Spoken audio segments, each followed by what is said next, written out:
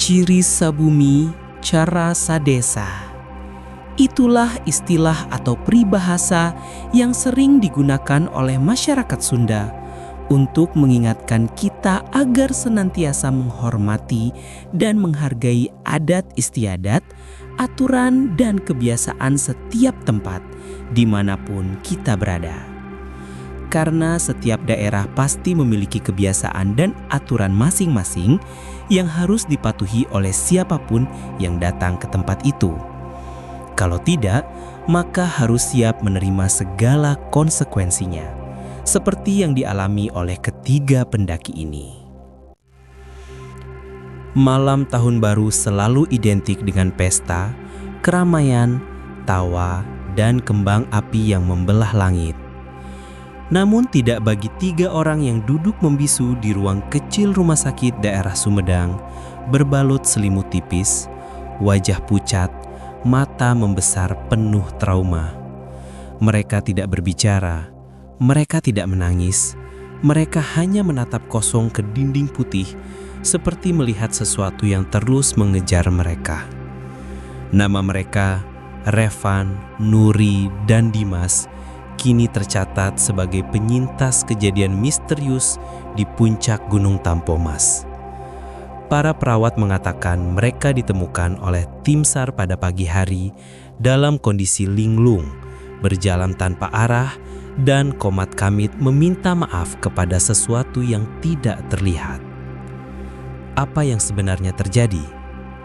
Inilah cerita mereka.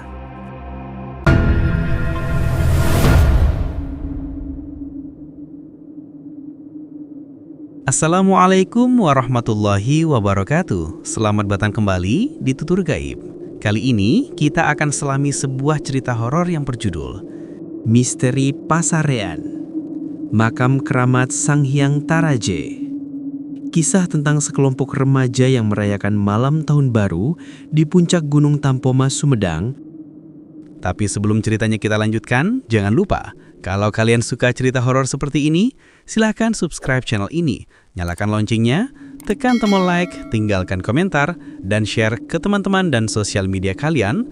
Dukungan kalian sangat berarti untuk membantu berkembangnya channel ini. Semoga kita semua selalu dalam lindungan Allah Subhanahu wa Ta'ala, diberi kesehatan dan dilancarkan rezekinya. Amin ya Rabbal Alamin. Sekarang kita lanjutkan ceritanya. Selamat mendengarkan.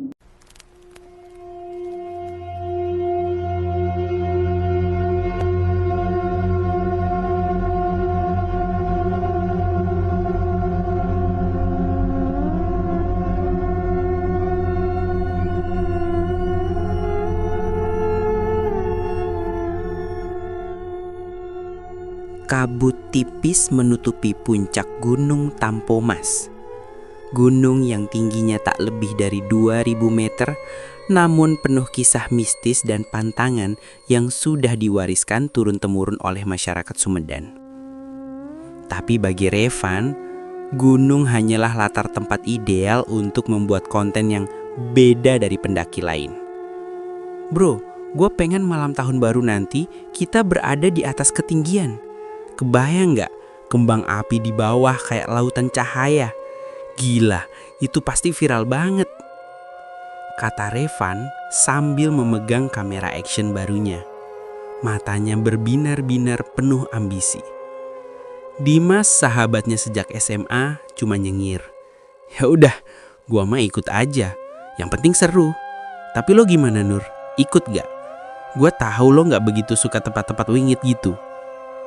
Nuri, perempuan berwajah lembut yang sensitif terhadap hal gaib sejak kecil, menarik napas panjang.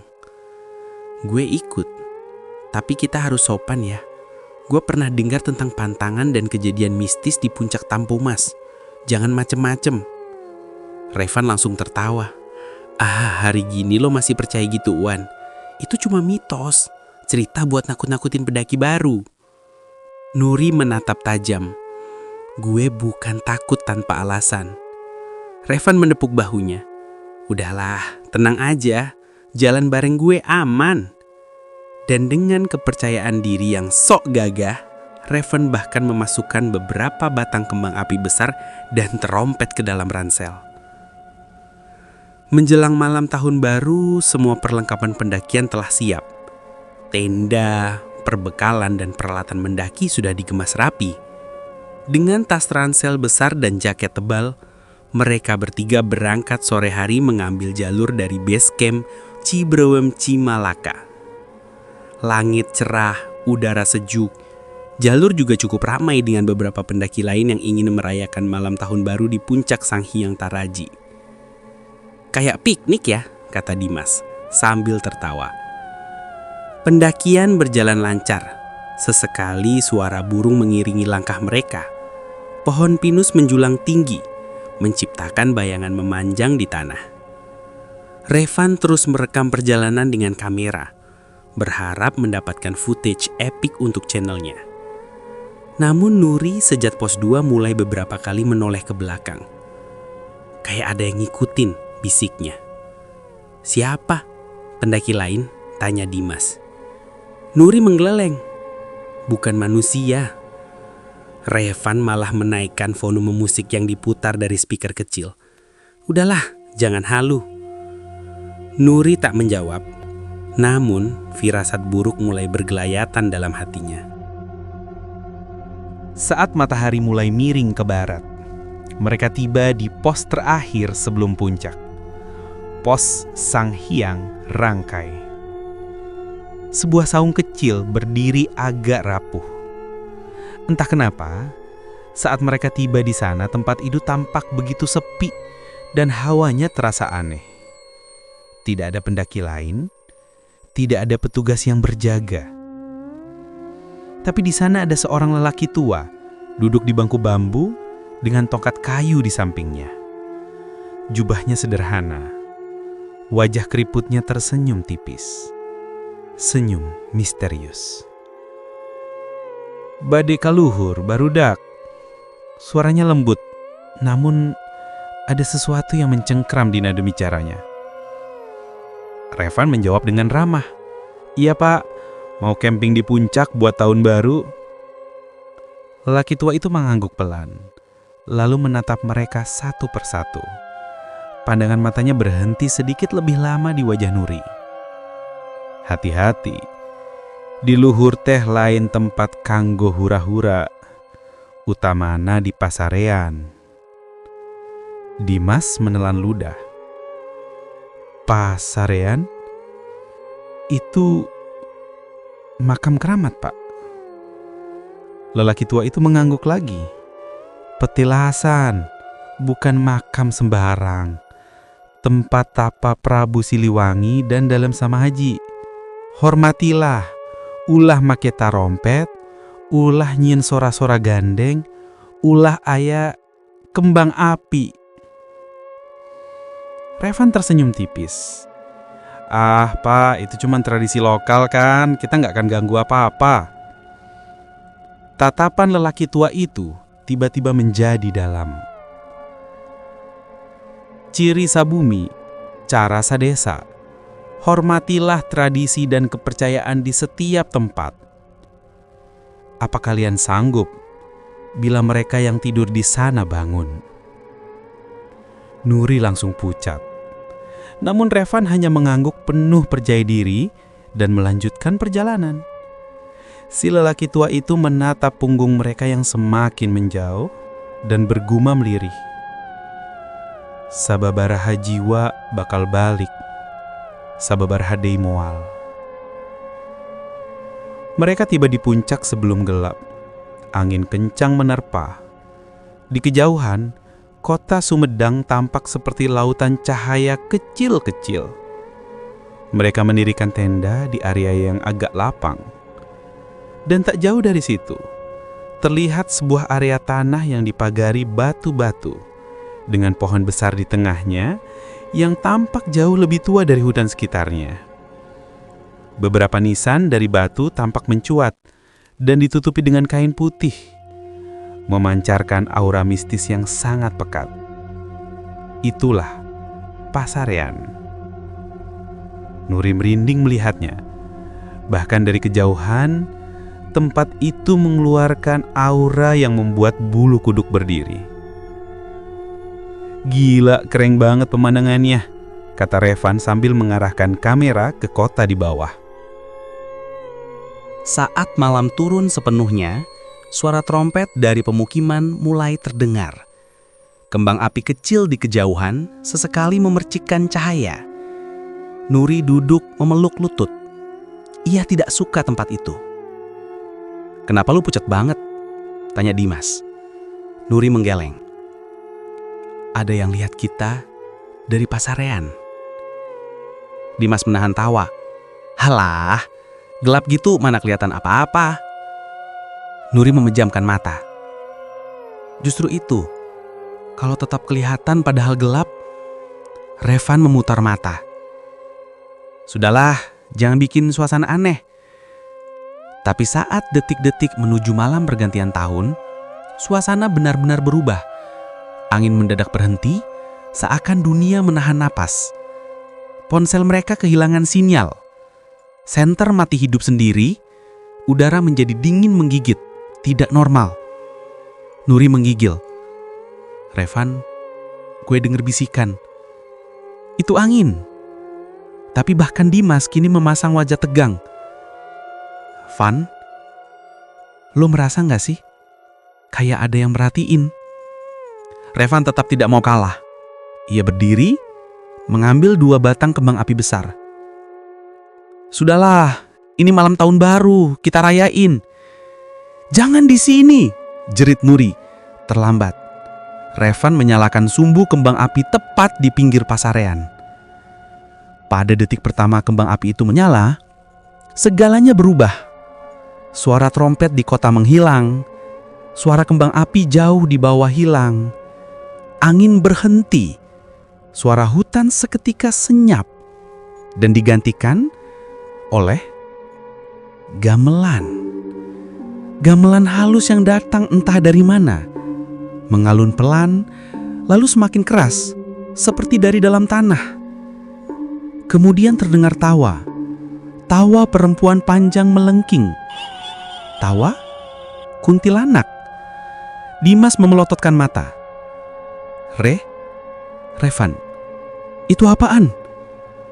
Dari sudut gelap pepohonan, sosok-sosok mulai muncul.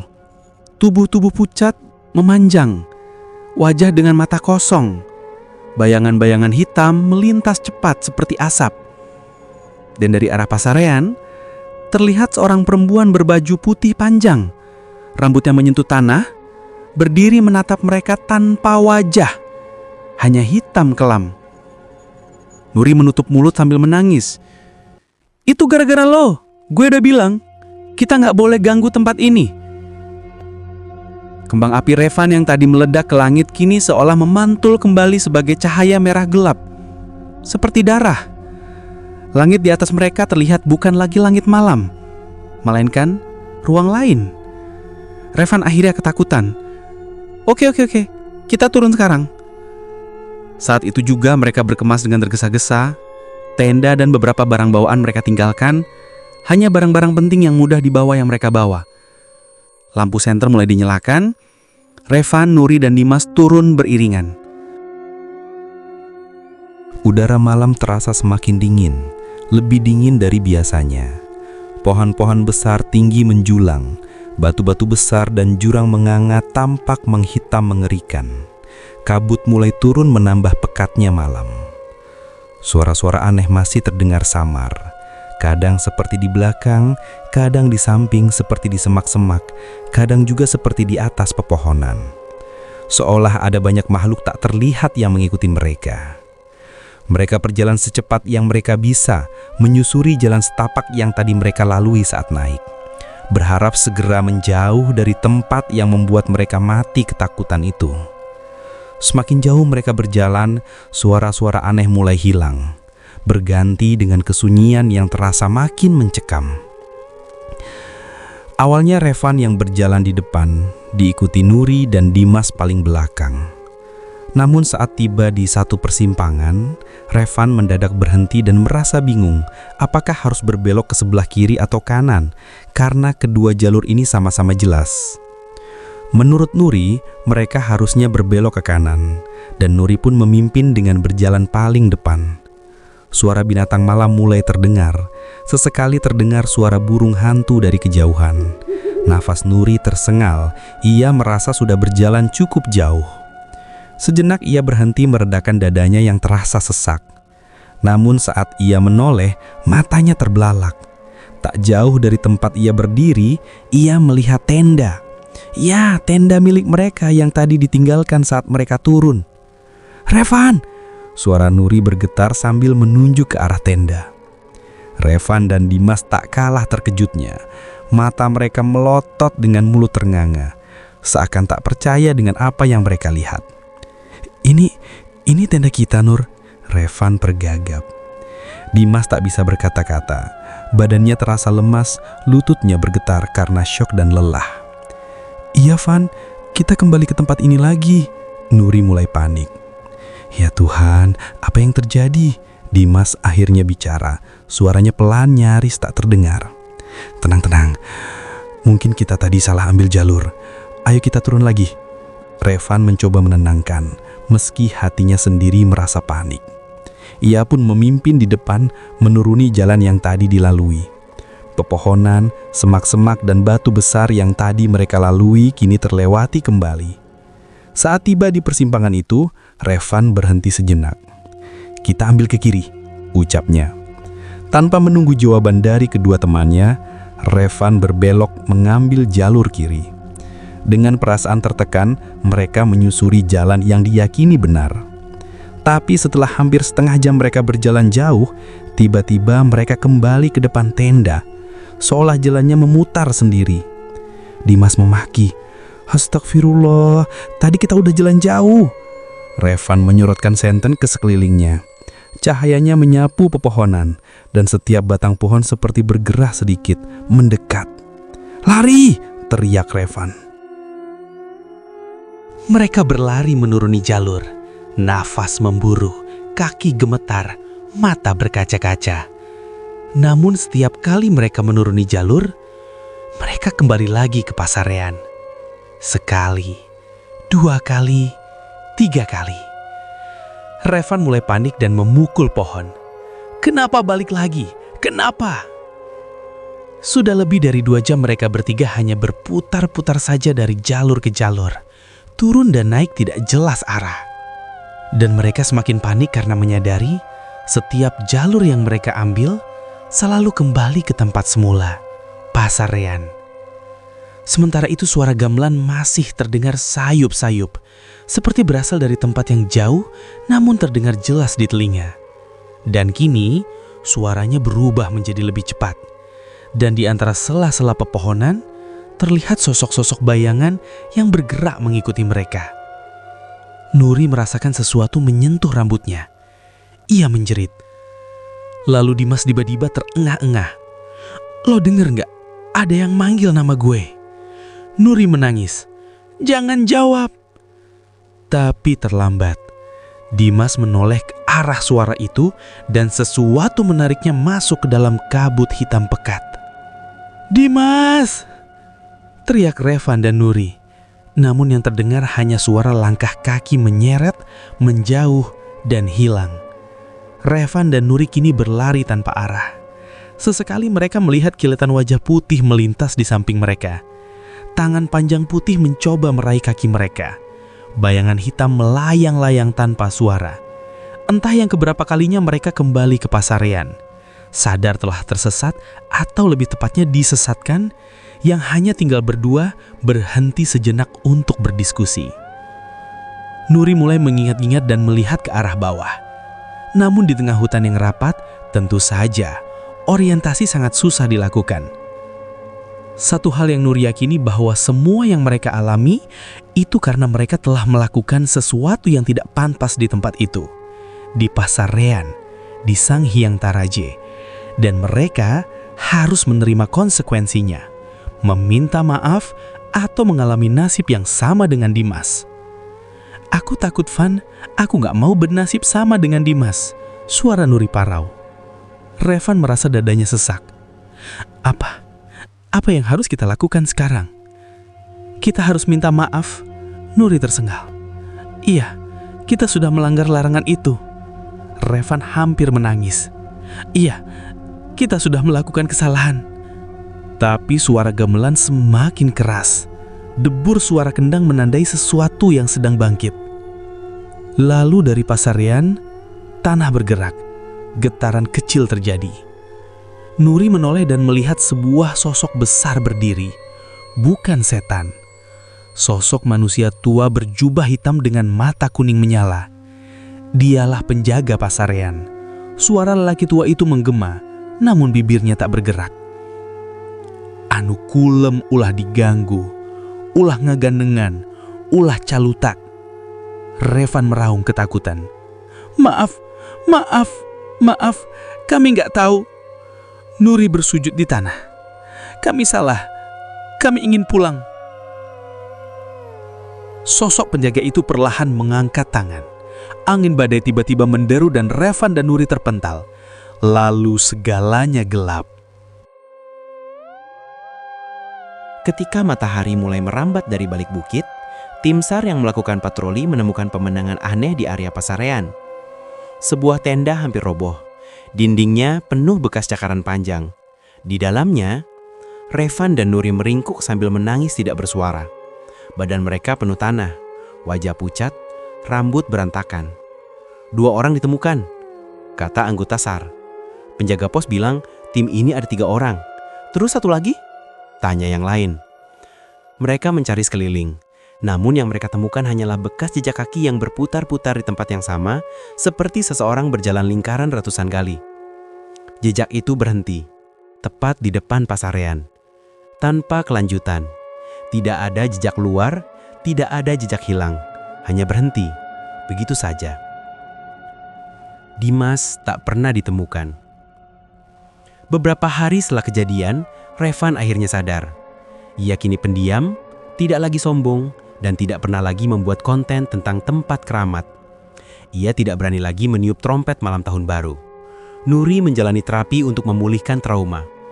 Ia masih sering terbangun di malam hari, mendengar gamelan halus yang entah datang dari mana.